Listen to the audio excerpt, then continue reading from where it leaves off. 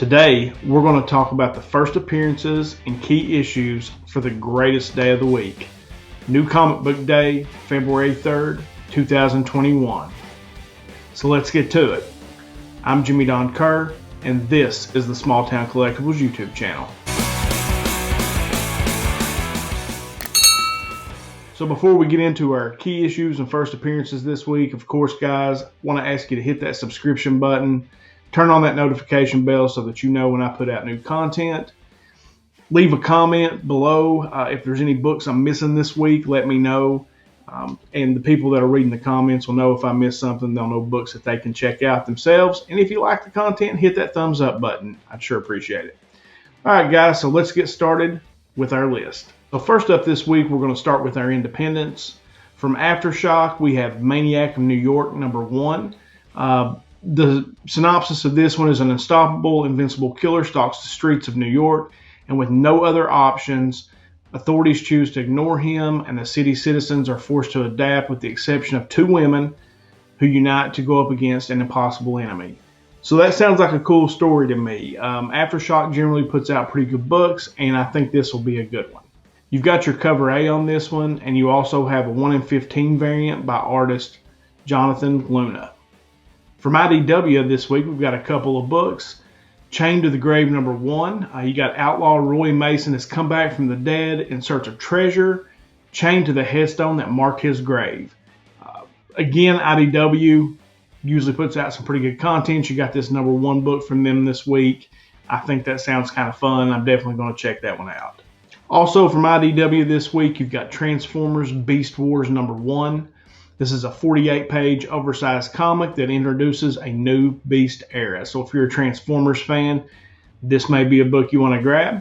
Probably one I'll pass on, not necessarily something I'll be looking to grab, but I wanted to put it out there and let you know that this one's out. So that's Transformers Beast War #1. From Image, we've got Deep Beyond #1. The synopsis on this one: fearing catastrophe, what remains of mankind seeks to discover what is hidden in the depths of the abyss.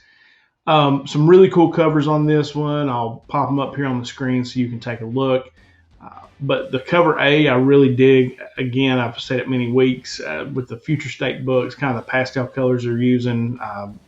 I'm attracted to that for some reason. The Deep Beyond cover A kind of has that going on. And this looks like a really, really interesting read. So I'm definitely checking this one out. Next up, we've got Encoded #1. In the future, humanity safeguards the threat of an AI rebellion by activating something called the Analog Protocol. But somewhere, a piece of Aurelius's awareness remains in the mind of a hemp farmer. So AI, hemp farmer, I mean, can't really go wrong. The publisher on this one is one I don't know that I've heard of, to be honest with you. It's Devil's Due Publishing. So I'm probably going to pick this one up just to give it a read. I think it sounds interesting. If you do pick it up, let me know what you thought about it. So from Dark Horse this week, we've got a really interesting looking book. It's called Fear Case #1. And I don't think I can explain the description accurately, so I am going to read it to you here.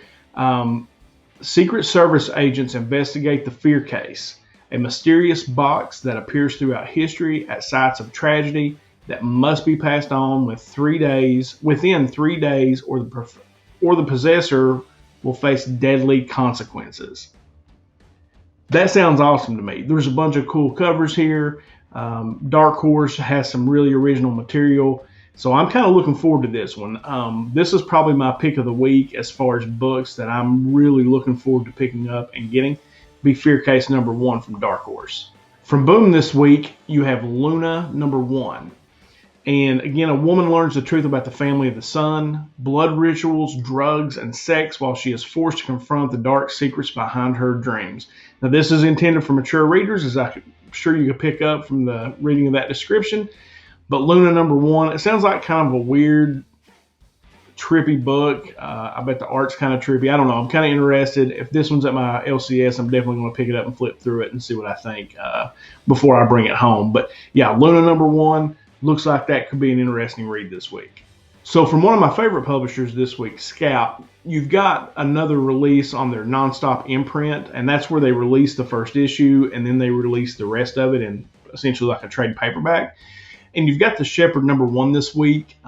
It's a grief-stricken professor believes he can rescue the soul of his deceased son, who he senses is lost and wandering between heaven and hell.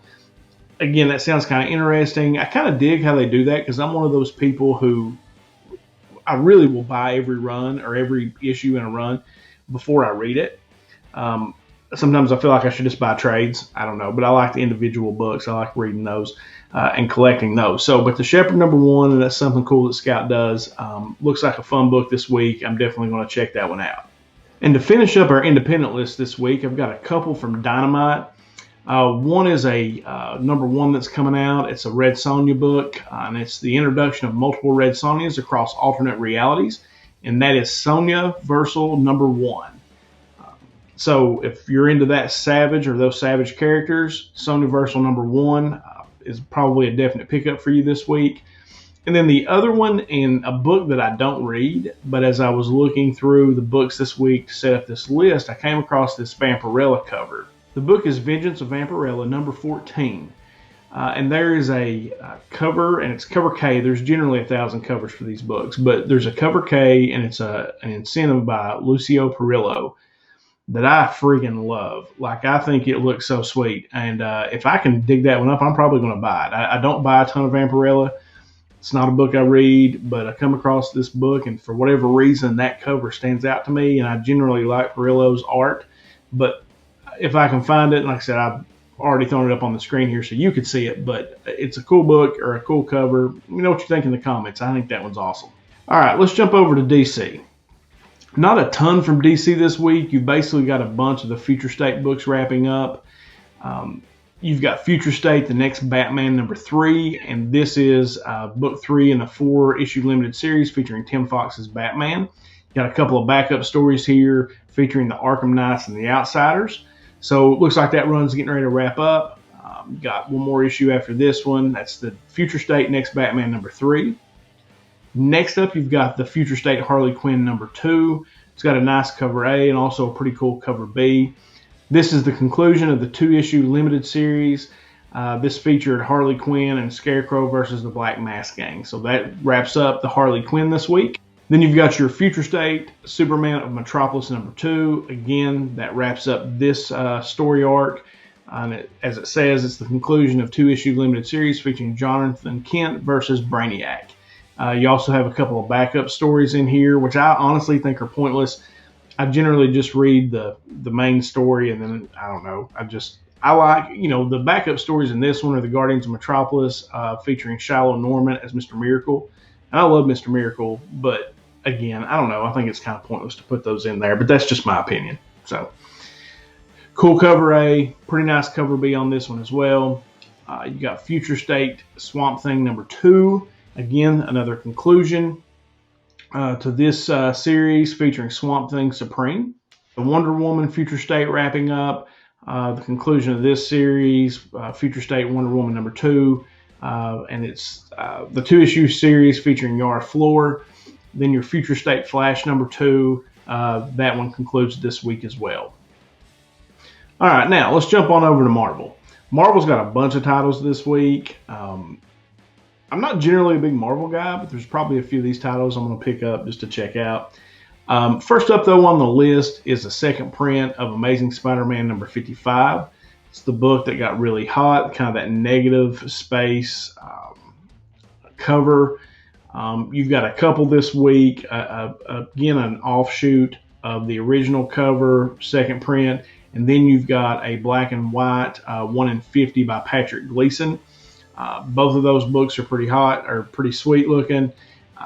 If you got the coin, maybe one you want to grab this week. So next up from Marvel is Avengers #42, the variant. Nothing necessarily special about this issue, but the variant cover, they have a Black History Month variant, which I think is cool. And that artist is Aranda Souza. So yeah, if you want to check that out, obviously I put it up here on the screen, but Avengers #42. A new #1 from Marvel this week, Avengers Mech Strike #1. The Avengers are confronted with an unstoppable new menace, one that is seemingly impervious to their strength. This is a 5-issue limited series that starts today. That's Avengers Mech Strike #1. Next up, probably one of my favorite books to read right now, from Al Ewing doing the writing and Alex Ross in the artwork, Immortal Hulk number 43. You get an appearance of the UFOs who first appeared in the Incredible Hulk number 254. Again, the storyline just continues to be great. I've read this one from issue 1 all the way through. Great series, and as Jim's Comics likes to say, if you're not reading this book, what are you doing buying comics? Go check out Immortal Hulk number 43. So next up on our list for Marvel this week are the King in Black tie-ins. You've got King in Black, Black Knight number 1. Got a pretty cool cover A and a cover B on that one. King in Black, Gwenom versus Carnage number 2. Multiple variants on this one. They look pretty cool. Probably nothing I'll pick up myself, but I will flash them across the screen here for you so you kind of know. I think there's like 7 different variants that you can get. So yeah, if you're into that and you're into Gwenom versus Carnage, then you've got a bunch of cool books to look at this week. Next up for the tie-ins with the King in Black series is Marauders number 1. And then you also have the Return of the Valkyrie number 2, which is also a tie-in for the King in Black series. So if you're picking up those tie-ins, you've got the Marauders, Return of the Valkyrie, Gwenom versus Carnage. Several books there to kind of fill in that story if you're reading it. Next up for Marvel, we've got the premiere issue of a new ongoing series, and that's The Legend of Shang-Chi number 1. I've been reading a couple of the Shang-Chi books. Seems pretty cool. Not necessarily my, I guess my cup of tea. But yeah, if you're into Shang-Chi, it's pretty cool. They got a new series getting ready to start, and that first issue comes out tomorrow. I don't normally put the Marvel Action Origins usually on here, but there is one if you're into the origin stories. There's a Marvel Action Origins number 1, and is the origin of Thanos.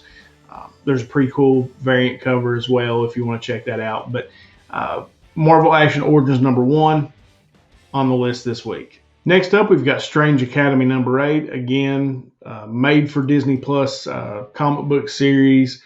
And the solicitation in this one is, what is the Ring of Dread? So sounds like something's getting ready to happen, or we're getting ready to be revealed some new information. This is not a spoiler show of any kind, so I'm not going to go into the story, but kind of looking forward to this, what is the Ring of Dread, answering that question. And then I forgot to mention Venom number 33. I always kind of mention it as a standalone book because it's, again, another series by Cates that I absolutely love and have been reading from issue 1 of this run. You've got a bunch of cool variants, and I know there are 1,000 Venom variants, but generally aren't they pretty cool? You've got a black and white one here with Ryan Stegman. Just cool. I dig it anyway. So Venom number 33 is another King in Black tie-in this week. All right, let's finish up our list with a few books that are probably the hottest books on the planet right now, or the hottest series on the planet right now, and that's the Star Wars series. First up, we've got Star Wars Adventures number 3. It's an anthology of stories, and it features the Wookiees and the Kashyyyk and Life Day. So if you're into the Star Wars adventures and you want to read an anthology of stories, Star Wars Adventures number 3 is the book for you. Next up, probably the hottest book this week, or one of the hardest to find, my guess will be Star Wars The High Republic number 2. You do have a first team appearance of Nihil in comic books.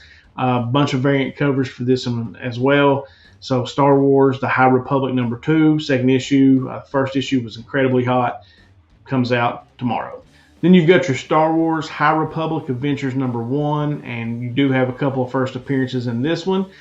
First appearance of Zine and Crix, and then the first appearance of Buckets of Blood, possible cameo in that one. So if you're into buying first appearances, Star Wars High Republic Adventures number 1. So guys, that wraps up our list this week. Appreciate you checking out the video. Hope you found it informative and helps you find some of the books that you're going to pick up on New Comic Book Day. Remember, hit that subscription button, turn on that notification bell. And as we always end these things, until next time.